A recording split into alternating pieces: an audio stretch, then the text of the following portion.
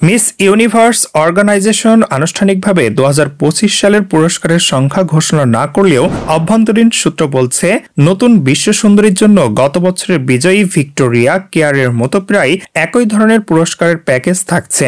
জানা গেছে, পুরস্কারের কাঠামো এমনভাবে তৈরি করা হয় যেখানে বিশ্বজয়ী বিভিন্ন ভ্রমণ খরচ, সাক্ষাৎকার এবং বিভিন্ন প্রজেক্ট বাবদ প্রাথমিক তহবিল এবং মাসিক আয় পান। অনুমান করা হচ্ছে 2025 সালের বিজয়ী পুরস্কারের তালিকায় $2.5 লক্ষ মার্কিন ডলার রয়েছে, অর্থাৎ 2,77,00,000 টাকার বেশি। এছাড়াও ধার্য করা হয় মাসিক বেতন, আর অঙ্ক প্রতি মাসে প্রায় 50,000 মার্কিন ডলার বা 55 লাখ টাকার বেশি। প্রাইজ হিসাবে ভ্রমণ ও সাজসজ্জার জন্য আলাদা করে খরচ রাখা হয়, যা দিয়ে বিশ্বব্যাপী ভ্রমণ, ফ্যাশন এবং প্রসাধন খরচ করতে পারবেন বিজয়ী, যা বহন করবে মিস ইউনিভার্স কর্তৃপক্ষ।